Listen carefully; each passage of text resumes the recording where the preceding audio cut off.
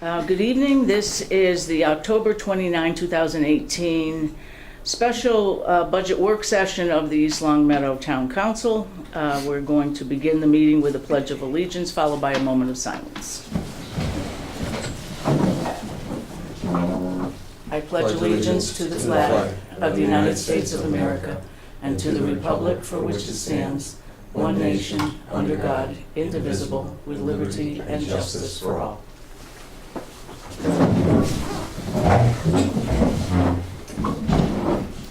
During this moment of silence, we ask that you keep in your thoughts our servicemen and women around the globe, as well as our first responders and the victims of the tragedy this weekend in Pittsburgh.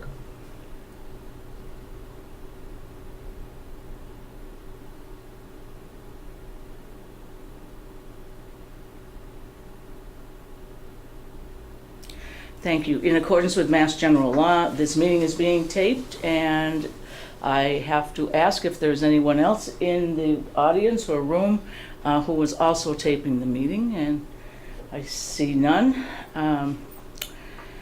As far as our budget work session goes this evening, right now we are one member shy of a quorum. However, this meeting this evening is not intended to do any deliberation or take any action.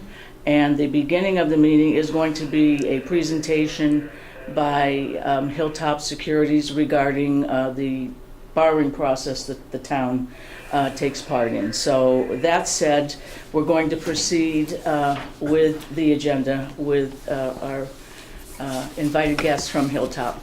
Thank you. Thanks very much. Good evening, everybody, and thanks again for having us out there. Just by way of introduction, my name's Peter Frazier. I'm a managing director in the Boston office of Hilltop Securities. My colleague is Abby Jeffers. She's a director at Hilltop Securities. I've had the pleasure and privilege of working with the town. I was just talking to Tom Florence, I think since 1988. So that tells you how old I am. I started at 12 years old in this business. Abby's been with Hilltop, or the predecessor before it used to be called First Southwest Company, since 2001. And we've had the pleasure of working together with town officials since that time. The other thing, just by way of introduction, is Abby and I both teach at the Treasurer's School on long-term borrowing for Massachusetts collector treasurers every summer out in Amherst. So some of the materials that I'll be presenting tonight relate to that. And what I thought I would do is start with sort of an overview of the borrowing process, and then Abby's going to speak more specifically about East Long Meadow's debt situation. And there's a number of handouts that I'm hoping everybody has. Again, I apologize for the size of the font on the screen. You do have things in front of you, some of which the font may even be smaller. So with that, what I want to do is, with respect to giving you this overview, what I'll do is sort of walk through the process as though you're borrowing now, and hopefully you'll see the various steps along the way, and it'll kind of illuminate what's involved in terms of borrowing. But I've heard this before, so if you have questions, or if there's something that you'd prefer to key on, I'm more than happy to address those questions, as opposed to I'm happy to get sidetracked, is what I'm trying to say. Let me start off with sort of the very fundamentals, and then we'll get into a little more complicated stuff. First of all, what's a bond or a note? A bond or a note is simply an interest-bearing promise to pay a specific sum of money at some time in the future. It's a loan. And bonds, typically, when folks are talking about bonds and notes, a bond is typically denominated in such a way that the repayment term is greater than 1 year. Notes are usually 1 year and less. They're typically divisible into $1,000 or $5,000 pieces or denominations, and that's so that when you issue $1 million, it can actually be chopped up by the underwriter and sold off to a number of different investors. There are various types of bonds and notes, and typically they're differentiated by their source of repayment or their underlying security. For you folks, you typically issue what are referred to as general obligation bonds, meaning the full faith and credit of the community is behind it. It's not tied to a particular revenue source, like, you could have a sewer project, but if for some reason the sewer system blew up, a revenue bond, the investors wouldn't get repaid because there'd be no revenue coming in. But with a general obligation bond, it doesn't matter if you had town hall bonds and the town hall burnt down, you're still on the hook for it.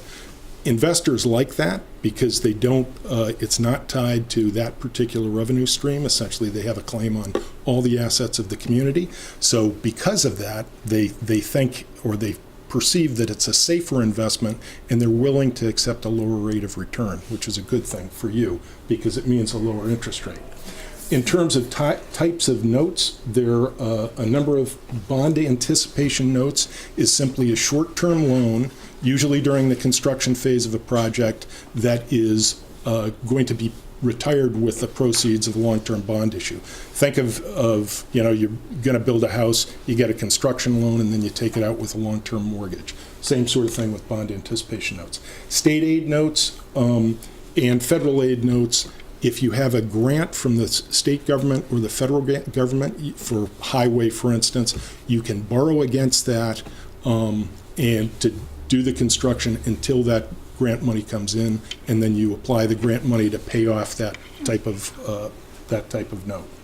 And finally, we have revenue or tax anticipation notes. These are cash flow loans. Back in the old days, communities only levied taxes once a year. And so there was oftentimes, and let's say that was in November. So you'd have the first 5 months of your year where you'd really have no revenues or substantial revenues coming in, but obviously you're paying teachers and firefighters, you're maybe paying into your retirement system, so you have big bills. If you were running a negative cash flow, you could borrow with the idea that I'll pay this revenue or tax anticipation loan back in the same fiscal year with the tax revenues when they come in. It's by the way, those are much less common now, simply because folks are getting their state aid on a monthly basis and often are billing quarterly for their taxes. So the next part of the presentation is what we're going to do is kind of walk through the various steps that I was talking about in terms of this municipal borrowing. And typically the first thing that happens is somebody in town, whether it's a finance committee or a citizens group, comes up with an idea, we need a new town hall or some other capital project. And typically communities don't have enough cash on hand to just pay for whatever that capital need is. And so they decide, well, we're probably going to have to borrow for that, given that we really need to do some modeling to know, well, what are those payments going to look like? What's the impact going to be on our tax rate? Or if it's funded by sewer or water rates, what would the impact on those rates be? Every project that the sort of governance with respect to borrowing is dictated by Mass General laws, and you can find the municipal finance statutes within Chapter 44 of the Mass General laws, Section 7 and 8, or Chapter 208 Acts of 2004, which is the Massachusetts School Building Authority statute. That has to do with doing a project sort of in concert with the school building authority and getting aid. And if you were creative and came up with a project that isn't described in the Mass General laws, you can petition the general court. You can go to the state legislature to get an enabling act that would allow you to borrow for something, so long as it's not described in Chapter 44, Section 7 or 8.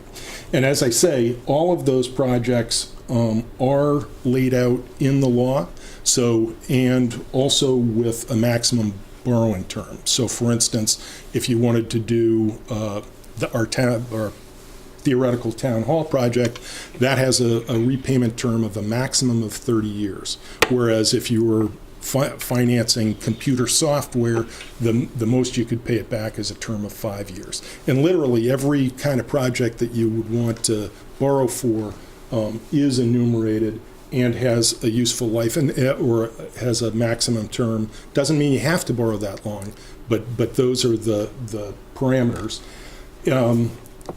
With respect to repayment structure, it's very conservative here in Massachusetts. Basically, it's either you pay things back with an equal principal payment each year, so $1 million over 10 years would be $100,000 in principal every year. Interest is always calculated on the outstanding balance. So interest always declines every year as the principal amount outstanding gets smaller.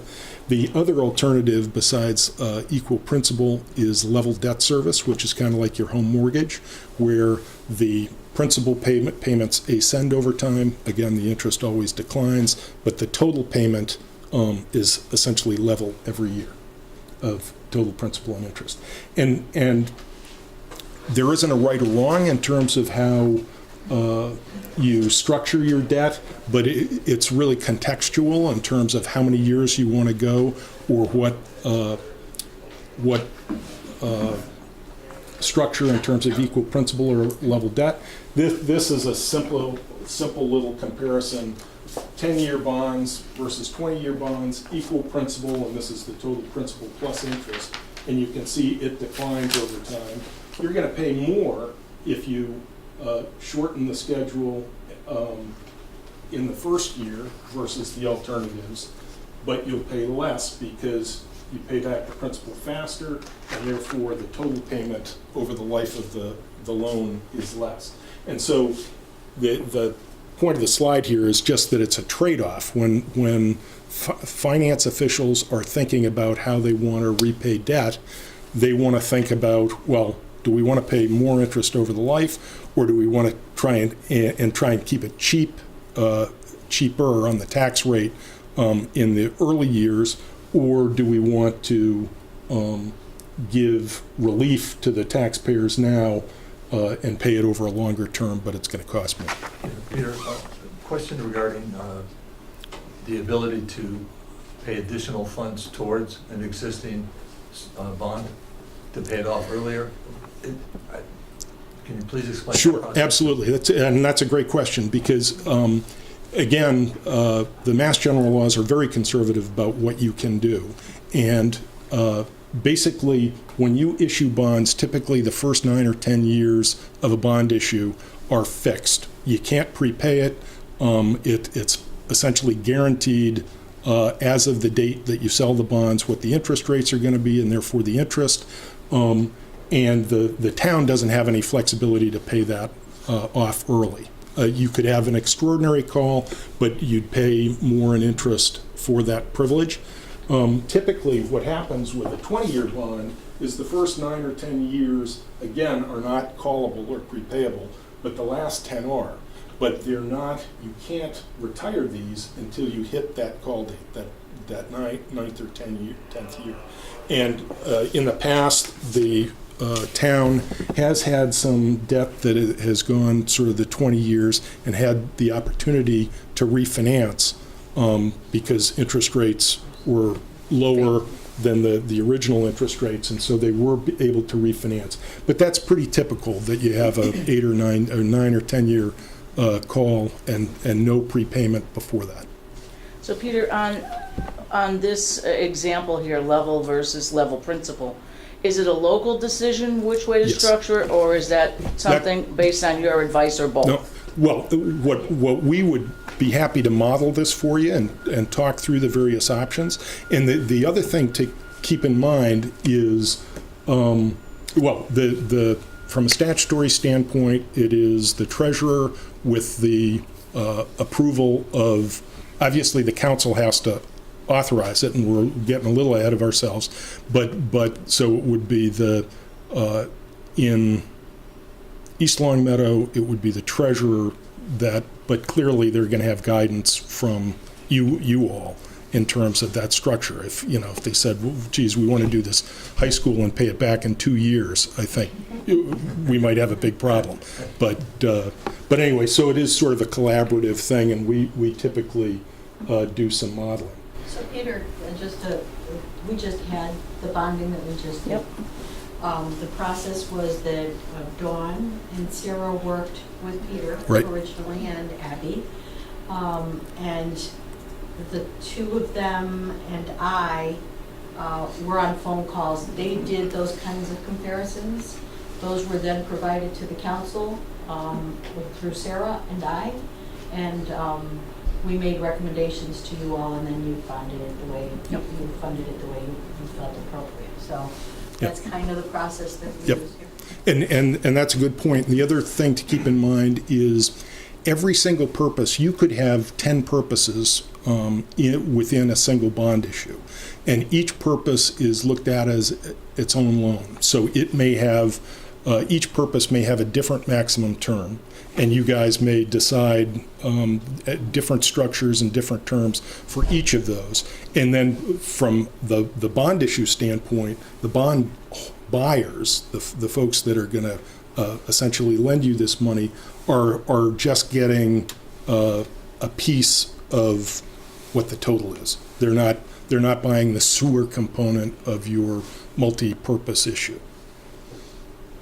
So our next step along the way is bond counsel drafts the order, and bond counsel is a law firm that specializes in municipal finance, and they are hired by the town, and they provide I'll get into that, but I'm sorry, back up one.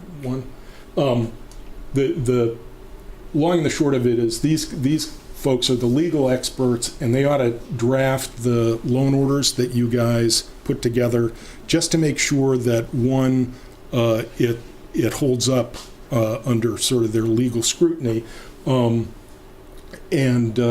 two, that it provides the maximum flexibility with respect to what you ultimately want to do when it comes to borrowing.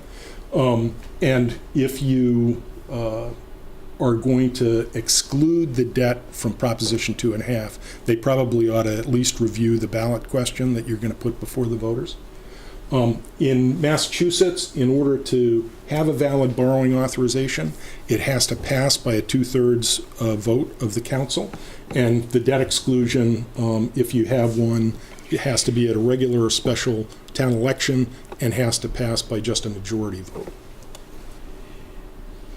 So getting back to bond counsel and who these folks are. Again, a specialized law firm with expertise in municipal finance. You folks use Lock Lord, which is based in Boston. Almost probably 95% of Massachusetts municipalities use them, and they're terrific. The nice thing, and I'm not trying to sell you anything, but the nice thing about them is they've seen every circumstance, so there's never a learn by doing. If you have a question or something comes up in the course of a financing, they've seen it before and will be able to help immediately.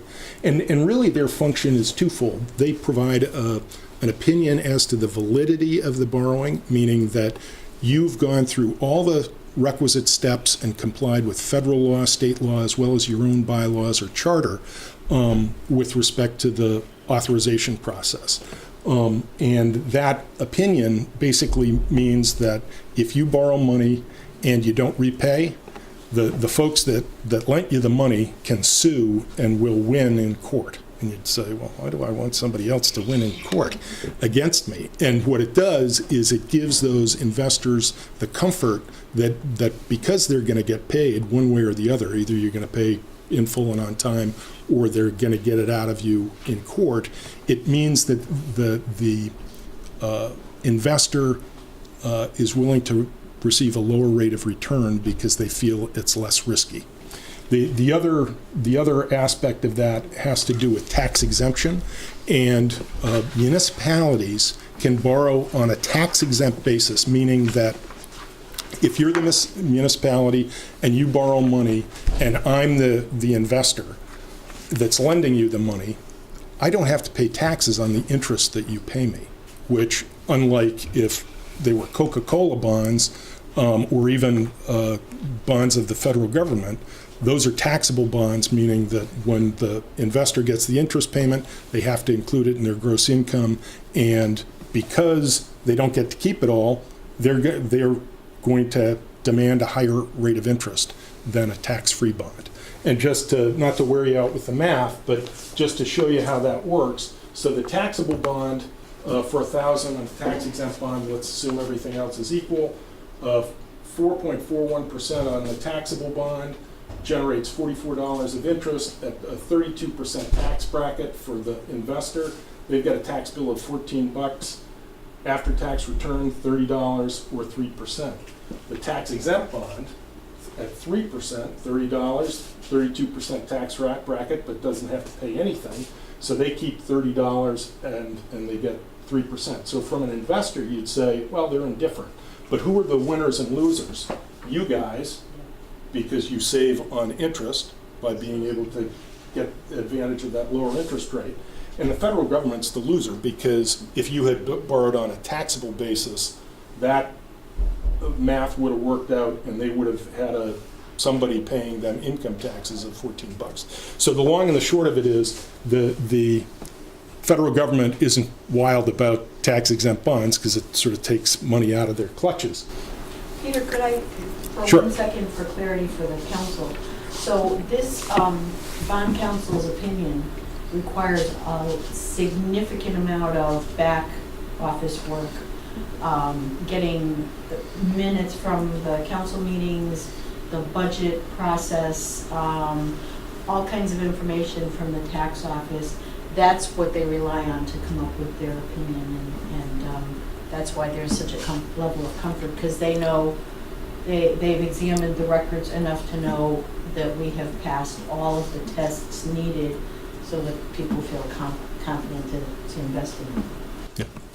So the other thing that happens with tax-exempt bonds at sometimes is you folks borrow money, and let's say at 3%, and under certain interest rate environments, you could walk across the street, take the proceeds of that borrowing that you're paying 3% on, and earn 4% across the street at the bank. And you think about it, if you or I could do that, that's all we'd do, right? I'd like to borrow $1 billion, please, make 1% on it, and never actually spend it on anything. So the federal government, knowing that, has put into the tax laws some restrictions, and that's referred to as arbitrage, when you can borrow at a tax-exempt rate, invest it at a taxable rate that's higher, and make a profit for essentially no work.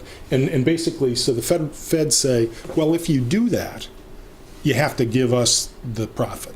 So if you borrowed at 3% and invested at 4%, you got to give us that 1%.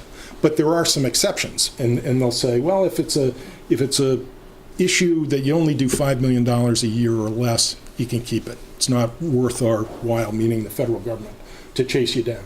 If you spend all the money under certain circumstances, whether it's RANds or land acquisition, equipment acquisition, you spend all the money within 6 months and you make a profit, you can keep it. If it's a project that has a number of different purposes and less than 75% is construction, there's an 18-month test in terms of spending. And finally, if it's more than 75% for construction projects, you have 2 years to spend the money. And if you do meet thresholds in the interim, you get to keep any profit that you make. So that becomes a consideration when we're trying to issue. So now, bond counsel, as Denise pointed out, asked for this laundry list, referred to as legal requirements letter, of all these documents that you have to show that you're complying with your own bylaws, with state law and federal law with respect to borrowing. Once you get that satisfied, a bond counsel will provide what's referred to as a preliminary legal opinion or green light letter, meaning that you've done everything right so far, everything looks great. You should feel comfortable going out and borrowing with the knowledge that everything's going to be fine, and you're going to get an opinion from them on the validity as well as the tax exemption. The next step is FA stands for financial advisor and treasurer, but in fact, as Denise says, it's really the whole finance team is collaborating on all aspects of this stuff. They'll determine what the terms of the loan is going to be and prepare what's referred to as an official statement. And at that point, and just to tell you what an official statement is, that's this document that has a whole host of information on the transaction, the loan itself, in terms of what all the purposes are, all the repayment terms, as well as information on the community's demographics, finances, debt, pension and OPEB obligations, any litigation that's outstanding. It's a very comprehensive document, sort of everything you always wanted to know about East Long Meadow, but we're afraid to ask. And that's really for the benefit of the investor so that they can make an informed decision on kind of what they're getting themselves into. In that scenario that you were just describing, is the bond counsel also giving the town recommendations on how long to borrow for? No.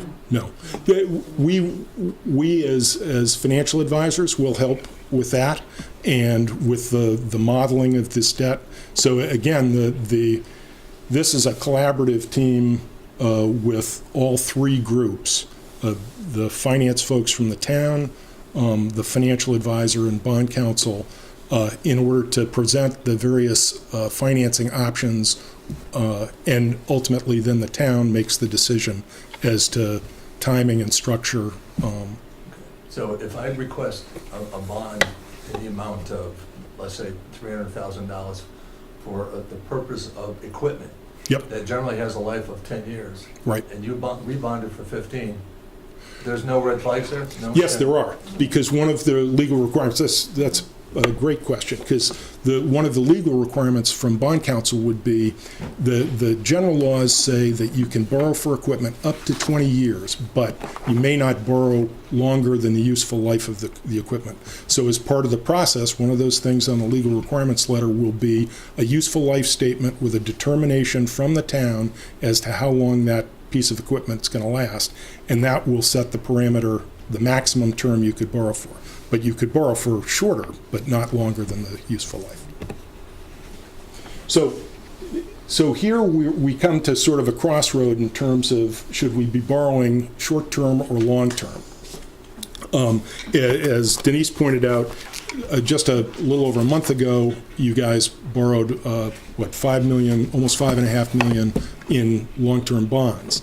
But oftentimes there's the choice, well, should we issue short-term notes or long-term bonds? And there are a number of different considerations. One would be the interest rate environment. If interest rates are very low, just like with a home mortgage, you might say, geez, I want to lock in and enjoy, because as soon as you issue debt, you know exactly what you're going to be paying over the 20, 30-year life of those bonds. Conversely, if interest rates are very high and you think they're going to be coming down over the next couple of years, maybe what you want to do is issue short-term, not lock in for a long time, grab the shorter end of the yield curve, so lower interest rates, and roll it over until those rates come down, and then lock it in. Size of the project matters because it's an expensive proposition, doing a full-blown bond issue with the official statement, the legal opinion, the rating, and so you wouldn't want to do it for $300,000, for instance. So that might be an instance where, geez, well, we've got $300,000 this year, but we've got a $5 million project next year. Let's roll notes for a year, combine them into one bond issue next year, and save on issuance costs that way. Sort of economies of scale. Spending schedule, I talked a little bit about that arbitrage and those various spending exceptions.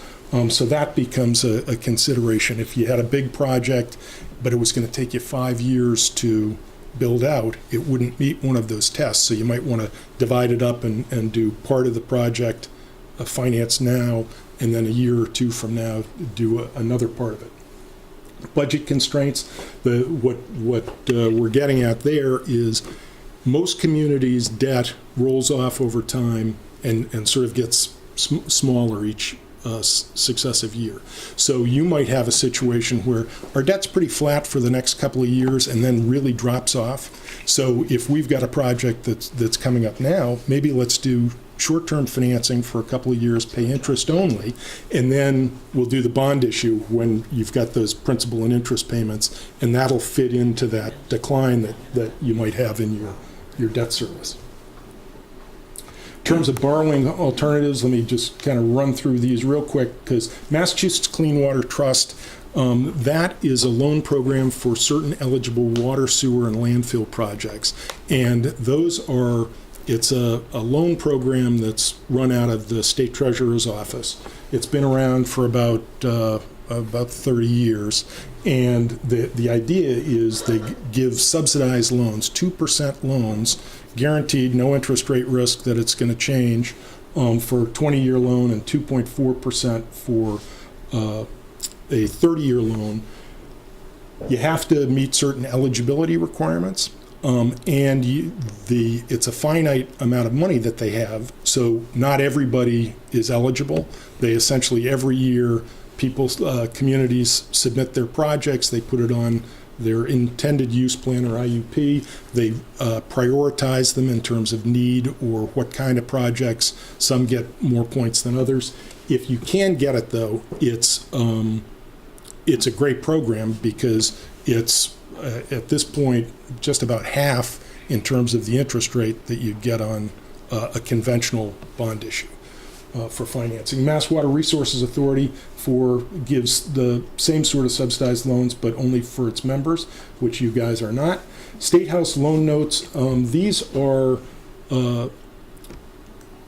notes that can be either short-term, 1 year or less, or up to 10 years, really, in terms of like a little bond issue. Typically doesn't have a legal opinion or a rating. So the investors demand a higher rate of return on their investment because it's perceived as riskier and not as liquid, but it can be a good option for relatively small amounts of money. And we would help figure out on a case-by-case basis what's most beneficial for the town. Rural development loans, those are direct loans from the United States Department of Agriculture. Again, there are all sorts of criteria associated with that. It's getting, typically you guys would not be eligible at this point because of the size of the community and your affluence, but it is a program that was designed to help communities that are smaller, less affluent, and they're therefore underserved with respect to certain capital needs.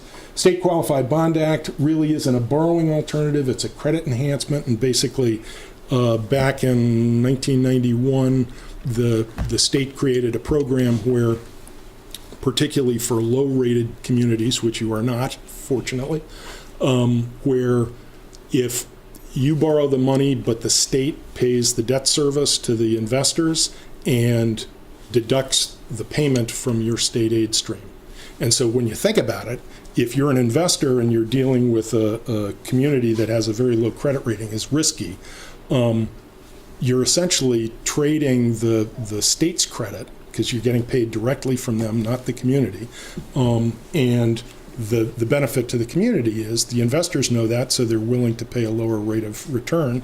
And so the community gets a better deal than they would have on their bonds at very low cost.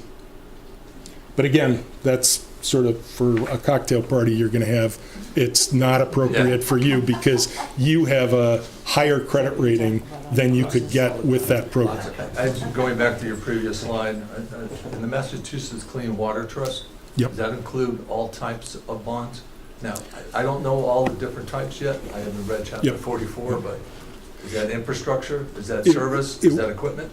No, it's water and sewer related projects, but again, only certain types of projects. They don't, for instance, finance engineering, And the other thing you have to keep in mind there, typically, you've got a Department of Environmental Protection rep that works with the town, and usually it's a DPW official that's sort of the interface.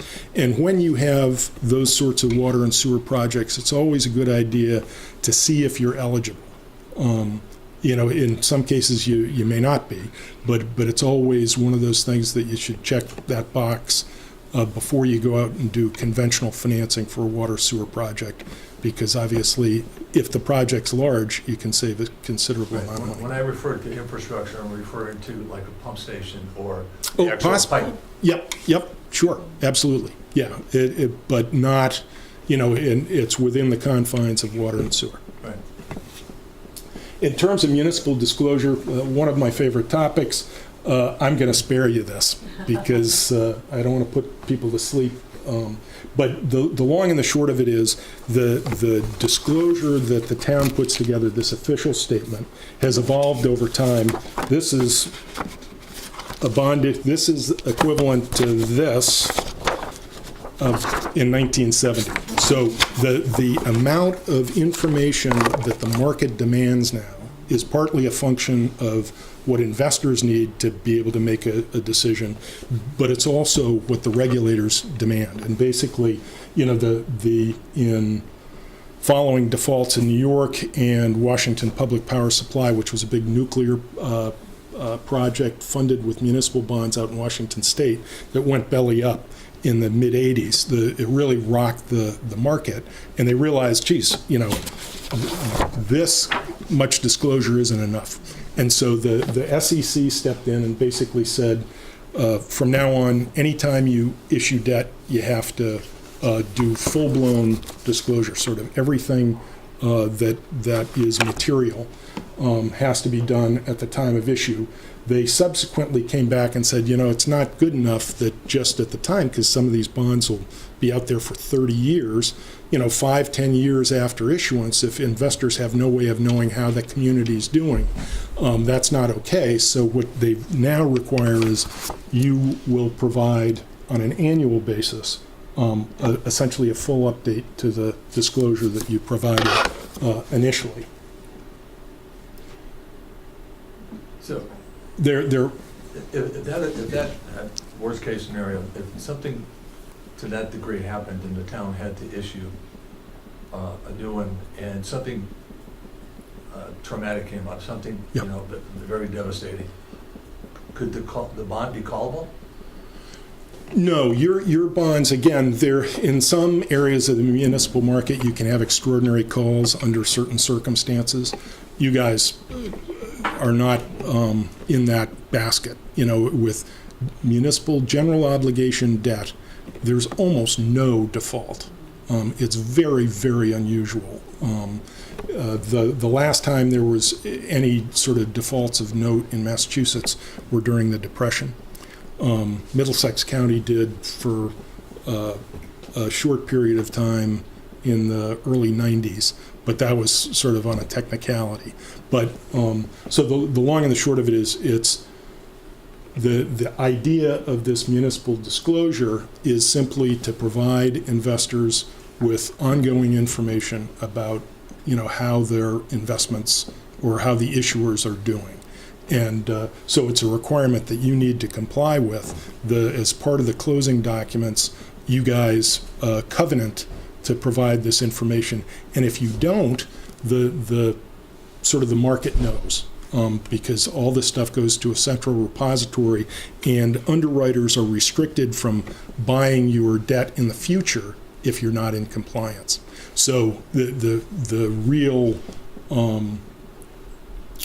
the thing that's hanging over your head is for not complying is, geez, we're going to have to borrow again in the future, and we can't if we aren't sort of up to date. So it's important to pay attention. And we help our customers with that every year, help prepare the documentation and submit it, and make sure that everything that's going to this central repository, all the boxes are checked. I'm not going to wear you out with this. It just, there are certain exceptions to the rule in terms of disclosure, but they really don't apply so much to you. The next step in the process, so we've decided, we're going to do our town hall bond issue, and we've prepared our official statement, which has all our terms and dates and all the financial information. We send that over to bond counsel, and they do what's referred to as their due diligence. It's sort of a proofing exercise, but also making sure that all of the representations, particularly with respect to the legal aspects of the transaction, pass muster. At the same time, we're sending all this documentation over to the rating agency. In your case, you work with Standard & Poor's. You're probably also familiar with the Moody's Investors Service. They're another one that operates in Massachusetts. There are several others, but really S&P and Moody's are kind of the only games in town with respect to Massachusetts municipalities. Did I forget something? The other thing is the kind of materials that are sent over to the rating agency would be the official statement, because that kind of encapsulates everything, but they'll also look at capital plans, operating forecasts, your budget, your last 5 audits. They're looking for essentially everything they can get to be able to figure out sort of where you are in terms of your credit. And then they'll assign a rating. And these are the bond rating scales for Moody's and Standard & Poor's. Again, here's East Long Meadow at AA+, 1 notch below AAA, which is the highest you can be. You're currently on par with the federal government. There are actually ratings below. These are the investment grade ratings. There are ratings below, and those would be your non-investment grade or junk bond status. You've never been there, and God willing, you never will. And the beauty of these bond ratings and the value is it's an sort of independent expert assessment of how the community is doing from a credit standpoint. And because of that, investors are willing to accept a lower rate of return on their money for safety. So the higher your credit rating is, the greater perception of safety in terms of that folks are going to get paid in full and on time. And so when bonds are issued, they'll get lower interest rates than lower rated credits. And so you can see the AAAs at the bottom, then the AA. And what this represents is if you do a 20-year bond issue, it's not one loan, it's really 20 individual loans with different maturities, 1 through 20 in terms of, and each individual maturity has its own interest rate assigned to it. And so you see sort of this upwardly sloping yield curve, which indicates that if you're an investor and you're going to tie your money up for 20 years as opposed to 1, you're going to want a higher rate of return for the risk associated with holding a security for that long. But the long and the short of it is, with respect to that, we're always trying to achieve the highest rating possible, because that translates into lower interest rates and lower financing costs for the town. What the Standard & Poor's and Moody's look for are fundamentally these sort of 4 major categories, credit factors: the economy and institutional framework. That's which is essentially your tax base. Are companies moving in or out? Essentially the wealth of the community in terms of per capita income, median family income, those sorts of things. Institutional framework really relates to how the state and the local municipalities interact with respect to state aid, with respect to other sort of statutory constructs, and how reliable they are as a partner, and they're strong. 20% of your rating score comes from management, and that's not just people's resumes. It has to do with practices and policies and procedures, and the fact that, do you do operating forecasts? Do you do capital planning? Do you have a reserve policy, a debt policy?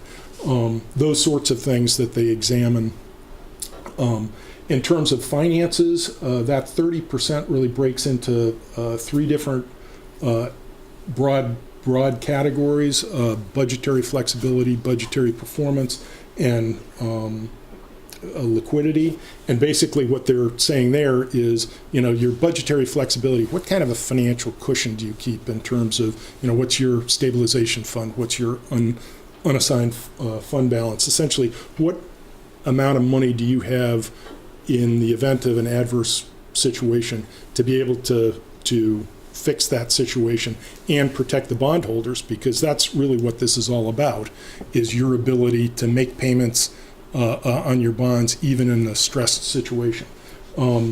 Budgetary performance would be more like, do you tend to have operating surpluses consistently, or do you kind of have one good year and then a bad year and then a good year and then a bad year?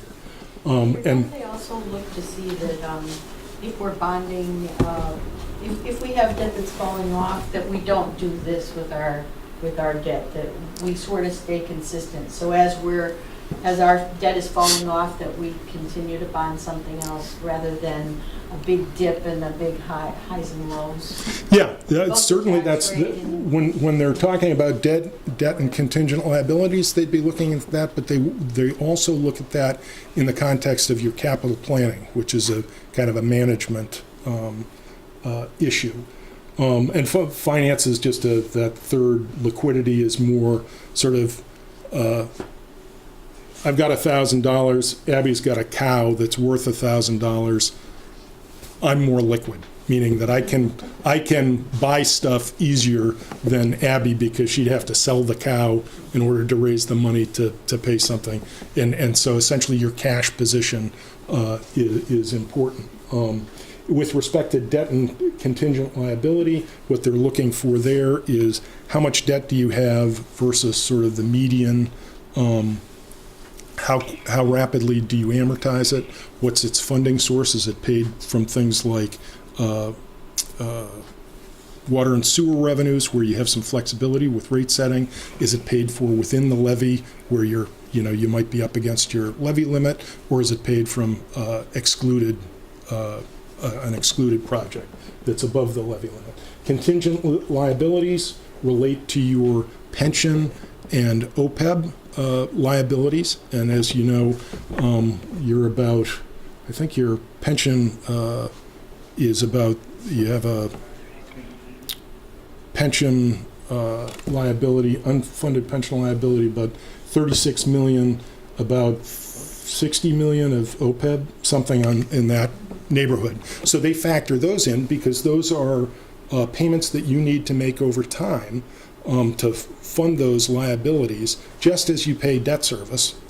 Those are a little bit squishier in terms of a little more malleable than a fixed debt service payment, but that's why they look at that. They also look at, obviously, your employee contracts, on what kind of commitments you have there, and a host of other things. Would that be the reason we don't have a AAA rating? Would that be that particular factor? That would be a contributor. There's, if you said, well, geez, there's 100 different factors, Sure. And you can either be very strong, or weak, or whatever. They're weighing all those different things. So it typically isn't one factor that's keeping you there. They may look at East Long Meadow and say, well, you're more affluent than the average. But in terms of, if you look at the typical profile of a AAA, they tend to be really affluent. So there may be some of those aspects. You score very well on others, but to answer your short question in a long-winded way, that would be one thing that would be factored in. So anyway, I will pick up the pace, because I know Abby's looking forward to talking to you about your stuff. So here, now you've got your rating.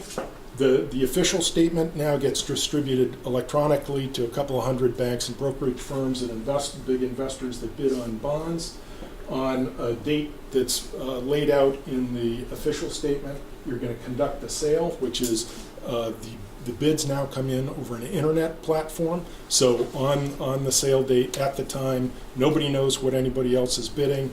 Up pops the results ranked in order from the lowest interest rate to you folks to the highest. And obviously you award to the best bid, the lowest cost to you. The underwriter is informed, the winning underwriter is informed, thank you for bid. You guys get the award. They scramble off and try to resell those bonds that they just bought from you to investors. And at the same time, those results, which we get, we send over to bond counsel. They prepare the closing papers and the actual bond certificates. Those get sent to the town. The town signs them. The clerk seals the various documents. It's going to be a test going over the radio in about 10 seconds. Just don't be Okay. alarmed, okay? Okay, excellent. I thought I was getting the hook. In any case, they prepare all the documents, kind of like a mortgage closing. There's a big raft of documents that need to be signed and sealed. Then those documents come back to us. We send the bonds to a place called DTC, Depository Trust Company. And what it used to be that every bonds were denominated in $5,000 pieces, and you actually had them printed up and they were embossed and really, the artwork, the whole bit. And those bonds at one point used to be bearer instruments, meaning that if you held it, it was yours. It didn't have anybody's name on it in terms of the owner. And it had coupons attached that represented the interest payments, and you would clip the coupon off the big bond. You'd present the coupon at your bank. The bank would pay you cash for the coupon. And then when all the coupons were clipped off, that bond you'd present and get your money back. So if it was a $5,000 bond, you'd get, whenever that bond matured, after you've gotten all your interest, on a semi-annual basis, you'd get your money back. There was all sorts of money laundering and all sorts of other problems associated with that old system. And with the advent of computers, they basically said, now we can do all those transfers. Instead of you having it under your mattress or in your safe deposit box, you'll get what is effectively a bank statement that'll say your interest in the town of East Long Meadows bonds. And they now have your address, so they will credit your bank or send you a check for your interest payments. So and DTC was created, Depository Trust Company was created as a clearinghouse to hold all these certificates. And so that's the bonds go to DTC, the closing papers go to bond counsel. They put together what's referred to as a legal transcript, which is essentially memorializes all aspects of the transaction for posterity.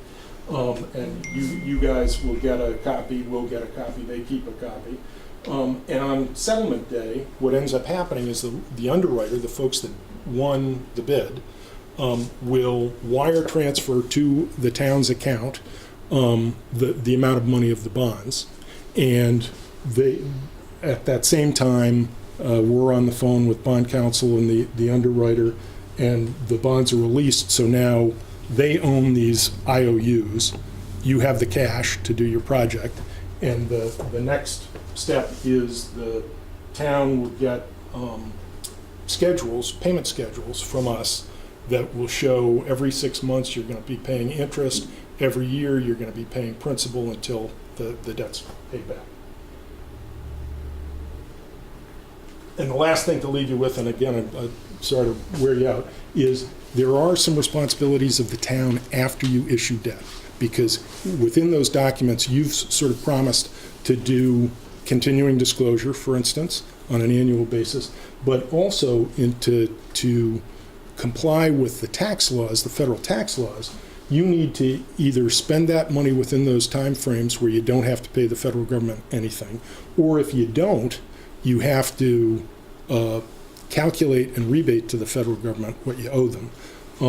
And in any case, the important thing, and we've already obviously talked to the finance team about this, but there are a number of things that you should be doing with respect to record keeping on an ongoing basis for these projects. And look at that.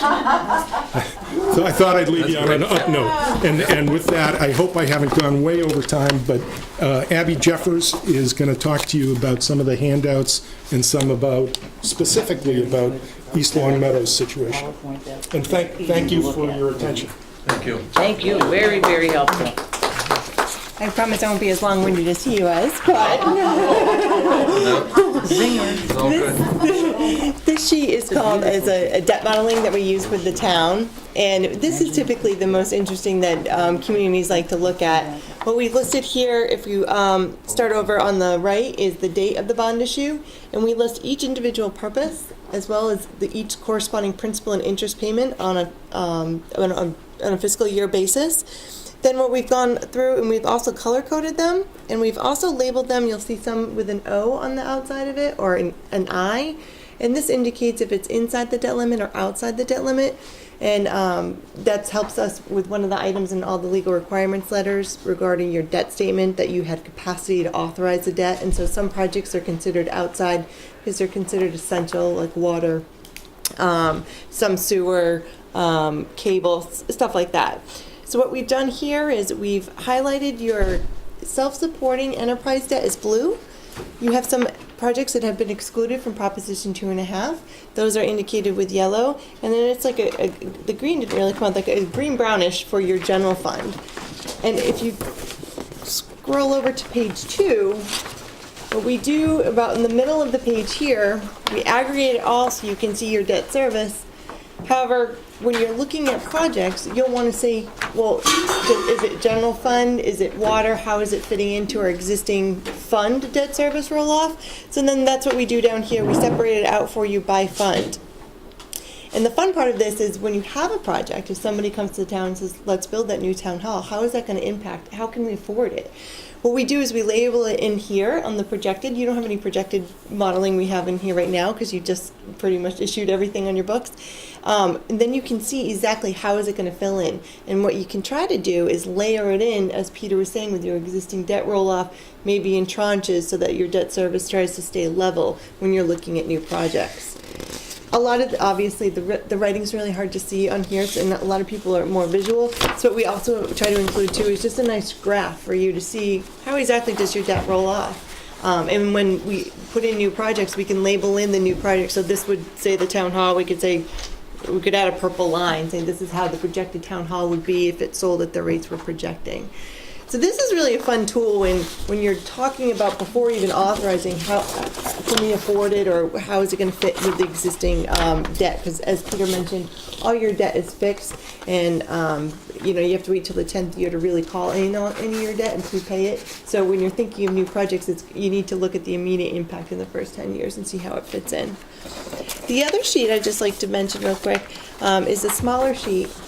And we call this the gas bar, and this is the town's authorized but not yet issued debt. Working from the right to the left, we keep track of the article number, the date it was authorized, the total amount was authorized, the amount it was paid down, rescinded, or bond premium was applied to projects, and the date for which that occurred. Then you have the authorized unissued amount, so you'll see there's only a small, we're showing $639,000 for various projects up here, but my guess is they're probably just old and been carried on the books for a while that the town may want to rescind. After that, we keep track of the purpose, the chapter law reference, the maximum term, as Peter indicated. We just put the maximum term. As he mentioned before, you can always borrow less. If you had any short-term notes outstanding, we keep track of that in this column.